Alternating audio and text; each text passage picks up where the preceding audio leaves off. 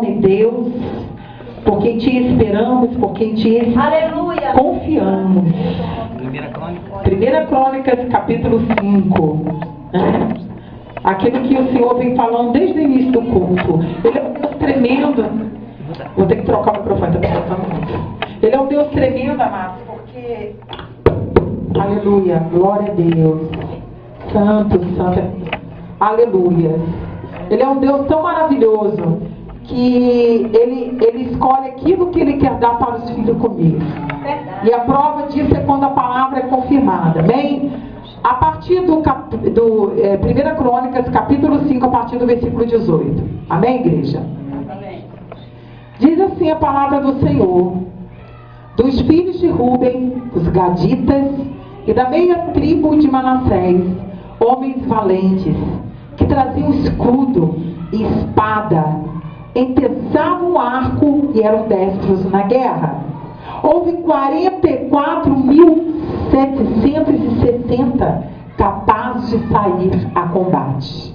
Fizeram guerra aos zagarenos, como a Getur, a Napis e a Nodab. Versículo 20 agora, de 1 Crônicas, capítulo 5.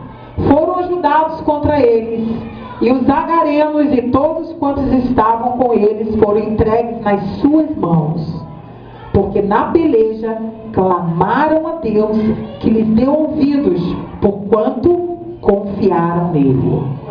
Levaram o gado deles, 50.000 camelos, 250.000 ovelhas, 2.000 jumentos e 100.000 pessoas, porque muitos caíram feridos à espada, pois de Deus era a peleja, e habitaram no lugar deles até ao exílio. Os filhos da meia tribo de Manassés habitaram naquela terra de Baçã até Baal-Hermon, Senir e o Monte Hermon, e eram numerosos. Estes foram cabeças de suas famílias, a saber, Efer, Ise, Eliel, Asriel, Jeremias, Odavias e Jadiel, guerreiros valentes, homens famosos, cabeças de suas famílias.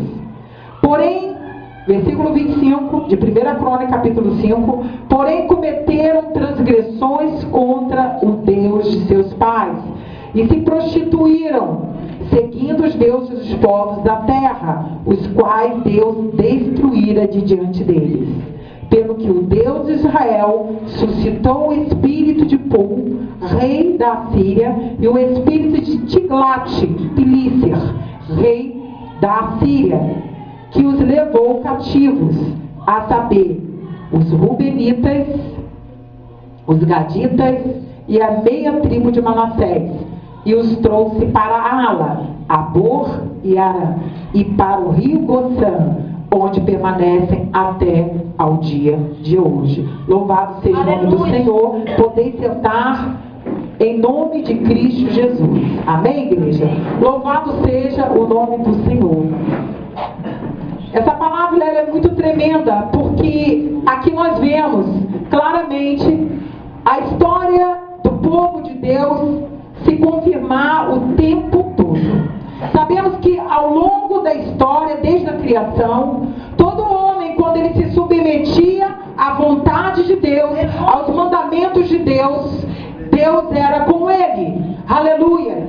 E nos dias de hoje, Deus quer estar conosco. Deus quer estender os braços dele na direção de um povo que se chama pelo nome dele, de um povo que se dobra diante dele, diante de um Deus a quem confia. E nessa noite Deus está trazendo para cada um de nós que, embora o exército ali da tribo de Rubens e da tribo de Manassés era grande, a tribo tinha 44.760 homens capazes de ir à guerra. Mas eles estavam indo contra os agarenos. E diz a palavra de Deus que esse povo também era grande. Porque veja bem, a palavra de Deus diz que eles oraram e confiaram no Senhor.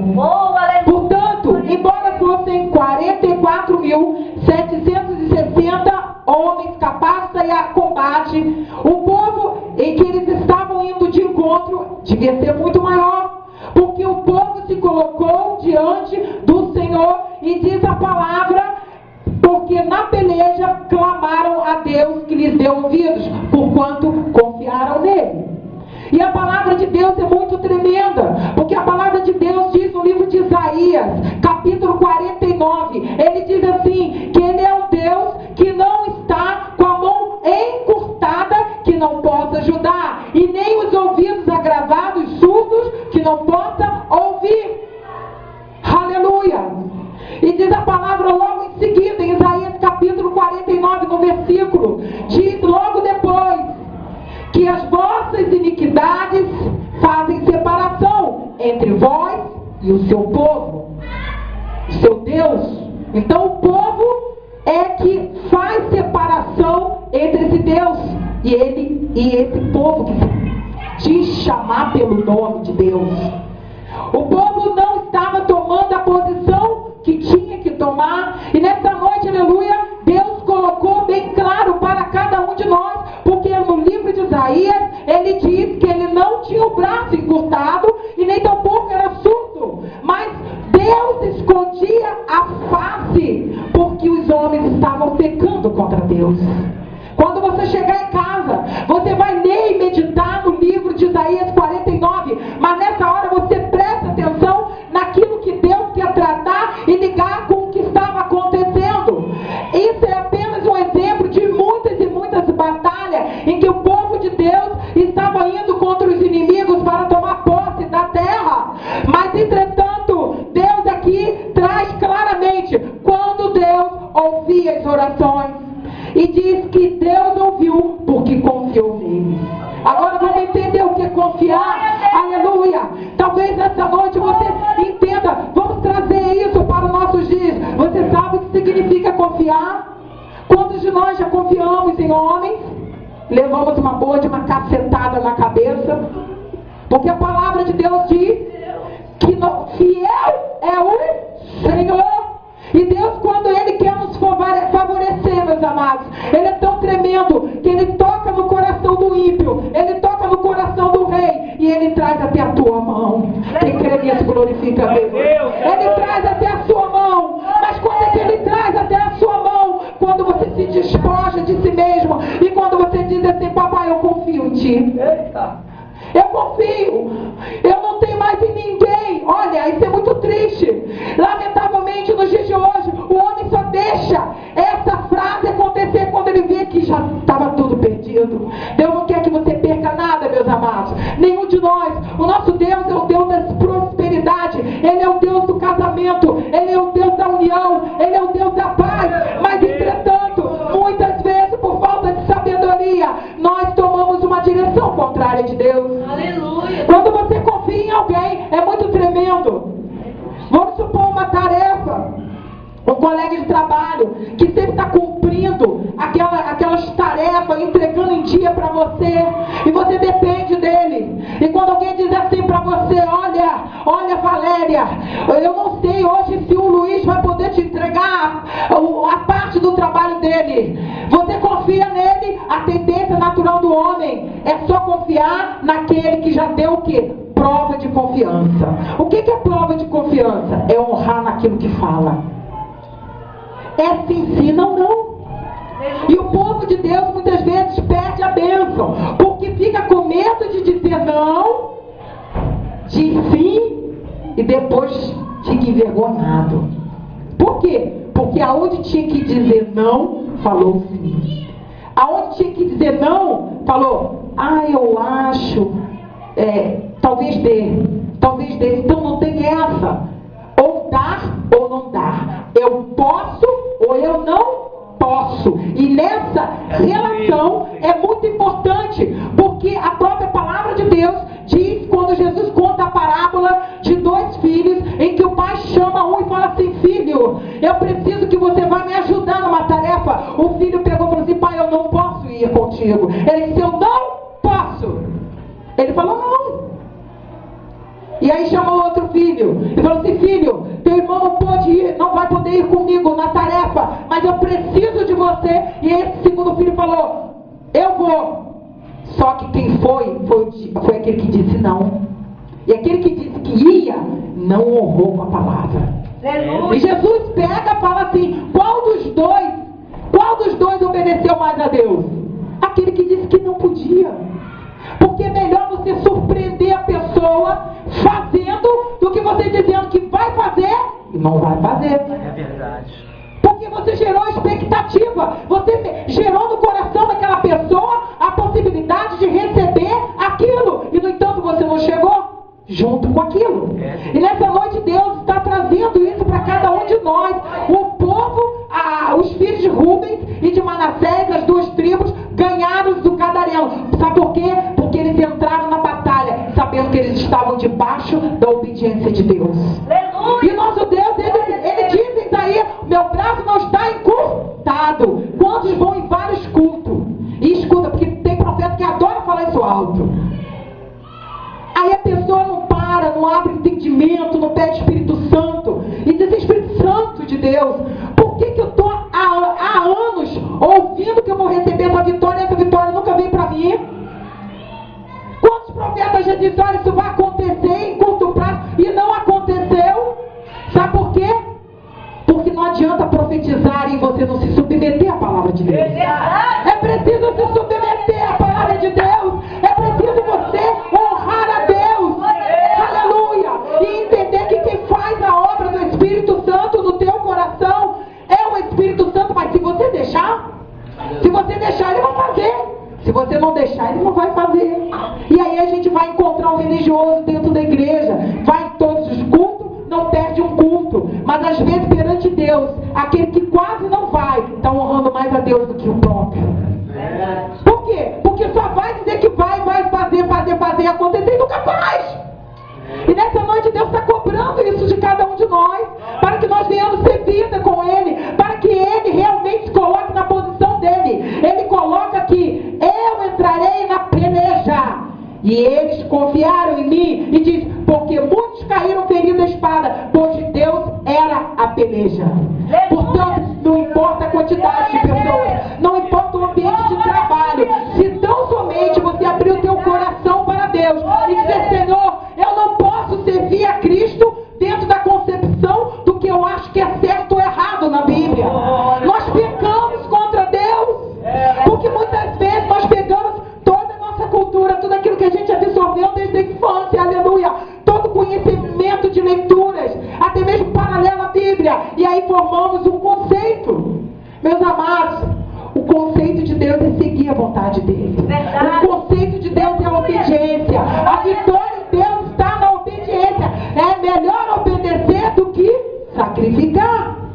E é isso que Deus quer trazer. O povo tem se sacrificado em vão.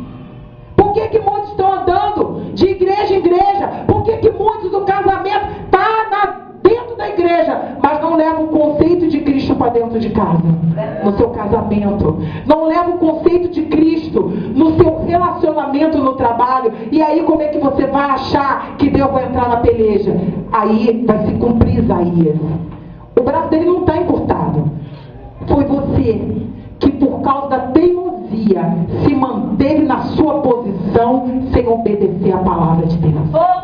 Obedecer no perdão, obedecer na misericórdia. É isso que Deus requer de cada um de nós. E então, sim, faremos o mesmo que a tribo de Rubens. Quando tivermos um processo na justiça, não haverá dúvida em nosso coração. Por quê? Porque nós estamos certos diante do Senhor, procurando acertar.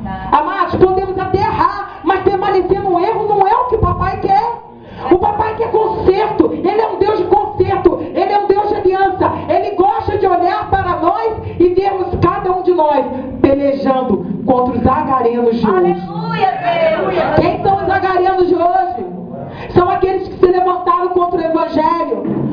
Eu estava compartilhando ontem com o pastor. Estive assistindo um CD sobre um pastor que fala sobre os Illuminati. E ele cometeu o mesmo pecado. Apresentou as verdades segundo a Bíblia. E hoje está pregando heresia. O mesmo que pregou, usou a verdade, hoje está usando a verdade, mas de forma de heresia. Porque ele está pregando na internet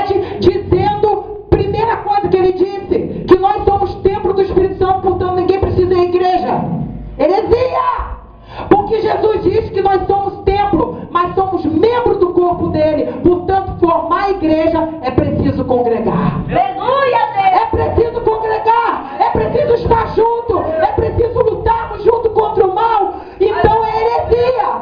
Então isso nos traz um sinal de alerta. Se a gente não vigiar, a gente pode entrar pela heresia na Bíblia. Eita. Lê a palavra, mas faz tudo contrário à palavra. Porque ele alegou também que o que está acontecendo por aí é roubo. Usou aquela passagem da Bíblia onde diz que Jesus saiu chutando o templo, dizendo: a minha casa não será chamada casa de comércio, mas casa de oração. E em cima dessa passagem, ele está alegando na internet que o dízimo não se deve ser devolvido, que era coisa da lei. Portanto, ele não conhece Mateus 23. Ele não leu o Novo Testamento. Ele ficou preso na lei. Porque o que Jesus veio fazer, Jesus é o cabeça da igreja. Se fechar os templos, quantas almas se perderão? Então isso aí é conceito do inferno. E não podemos aceitar. Se você encontrar alguém pregando algo, coisa diferente, você diz para ele: dízimo é Antigo e Novo Testamento. Porque Satanás usou a palavra para pegar, tentar enganar Jesus. E tudo que um coração duro quer fazer em relação à obra é ouvir o que a palavra diz. Ele usou a palavra para justificar não entregar o dízimo. Para os que têm problema nessa área, vai ser ótimo ouvir isso. Mas é infernal. E nós temos que abrir os olhos. Os dízimos, Jesus traz, é financeiro e também é de mudança de caráter. E esse povo entrou na guerra para ganhar. Sabe por quê? Porque eles devolviam o Senhor sobre todos os lados. Era financeiro que eles devolviam prata e ouro. Aleluia! Eles devolviam sobre tudo que vinha à mão. Aleluia! E devolviam obediência à palavra de Deus. Então como é que eu vou ganhar? E como é que eu vou entrar numa peleja e ser vencedor? Obedecendo a palavra de Deus. Num contexto. Amados, vamos ler a Bíblia. Leia a Bíblia. Cada um de nós vamos responder diante de Deus. Por mais que nós preguemos, viemos aqui a ler a palavra. Se você não chegar em casa, não ler a palavra, você vai se perder. Porque os teus ouvidos, a palavra de Deus diz que no final do tempo haveriam comichões nos ouvidos. Sabe o que significa isso? Cada um ia procurar ouvir o que quer ouvir. Significa que não vai nunca se aliançar direito na casa de Deus, porque se não ouvir uma coisa que não quer, vai embora. E não é o que Deus quer. Ele quer tratamento da alma. Aleluia! Hoje eu estava conversando com um jovem e ele falou assim: pastora, será que haveria condições de nós termos assim os louvores domingo só no instrumento? Assim, filho, o que mais tem no nosso coração é que no domingo chegue isso acontecer. Mas enquanto não chega, nós temos que ter temor. Esse altar aqui é para quem quer pagar o preço. Glória a Deus. Não adianta ser uma pessoa que toca guitarra, mas ele está aprontando todas lá fora. É melhor a guitarra ficar encostada. E o que tocar aqui, tocar com santidade. Aleluia. A visão de Cristo era formar discípulo. E ele formou, e eu falei para ele assim: amado, a visão do ministério é a mesma de Cristo. Nós não podemos ter um baterista. Nós não podemos ter um guitarrista. Nós não podemos ter uma pessoa no baixo. Temos que ter mais de um. Cada um tem que formar discípulo. Por quê? Porque quando a obra apertar, tem que ter mais um. Não podemos deixar de adorar a Deus. Aleluia. E aí aquele pastor, ele ainda pregou uma outra heresia e falou que não precisa de templo, que Deus não precisa de palma. Ele não leu Salmos 47, onde o próprio salmista diz: batem palma a todos os povos. Bata uma palma para Jesus nessa hora. Aleluia. É para Ele. Então temos que buscar a santificação. Eu falei assim: se a igreja for tiver mais um baterista, eu estou trazendo isso para você entender o que é confiar em Deus. Confiar em Deus é entender que cada um de nós estamos num processo de santificação diferente um do outro.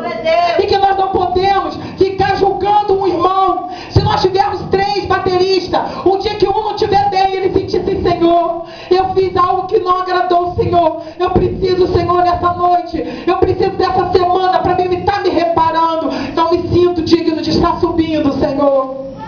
Aí tem outro baterista que vai, porque está pagando o preço. Então uma família. E quando o outro não vê que o outro não está subindo,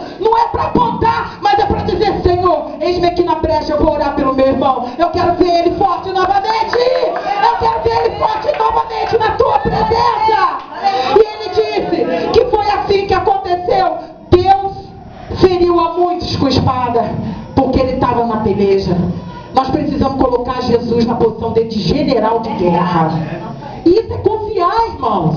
Nós não podemos pegar, dizer que Jesus é o nosso general de guerra e a nossa boca vive uma coisa totalmente contrária do Evangelho. Meu Deus, o Senhor abre a minha boca, xinga o tempo todo. Eu abro a minha boca para ser um agoreiro. Você acha que não tem agoreiro dentro da igreja? Tem. Ah, aquele irmão se desviou. Ah, eu sabia que ia acontecer. Isso é diabólico. Os filhos de Deus jamais vão ser agoreiros. Os filhos de Deus faz assim. Meu irmão, enquanto ele não se aliançar no ministério, vai ter preocupação no coração dele. É por aí, João. É isso, porque nós somos um corpo só. Eu não posso ficar feliz. O irmão ainda não se aliançou, mas eu tenho que pagar preço de oração, porque nós somos um só no Senhor. É verdade. E diz a palavra de Deus que o que não está aliançado está desviado. E o desviado, se Jesus voltar, não vai. Então eu não posso estar feliz, meus irmãos. Aleluia. Não posso estar feliz, posso? Não. Posso me regozijar? Não. Uma igreja me fechou as portas. Ah, mas eu sabia que ia fechar, porque o pastor... Agoreiro, sai espírito de agoreiro, em nome de Jesus. O povo de Deus é o povo santo, chamado para profetizar a salvação, profetizar as vidas restauradas, em o nome santo de Jesus. E ele diz, os meus ouvidos não estão surdos que eu possa te ouvir. Então vamos fazer Deus se inclinar essa noite. Oh, diz para ele que você quer realmente ser tratado pelo Espírito Santo dele, para que ele realmente, em todos os momentos que você orar, aleluia, você possa dizer: estou bem certo que o meu Deus está ouvindo a minha oração. Aleluia. Então obedeça ao Senhor, seja um bom filho, procure a paz, procure mostrar a humanidade em quem você tem confiado. Às vezes acontece uma situação, aí você vizinha, vamos supor um vizinho ou um colega de trabalho, de escola, está em pânico. Ah, porque o que vai ser da gente? O que vai ser da gente? Você é o último, você não tem nem que entrar em pânico. Você tem que confiar no Senhor. Eu confio no Senhor da minha salvação. Aleluia. Eu vou entrar e vou orar, e Deus vai entrar na peleja, mas Ele só entra se eu estiver na posição. Eita. Senão não vai adiantar nada. Eita. Se eu não deixar o Espírito Santo tratar em mim, Meu Deus. vai acontecer aquela situação mais e mais e mais na minha vida. E não é o que Deus quer fazer. E diz aqui, porém, né, em outro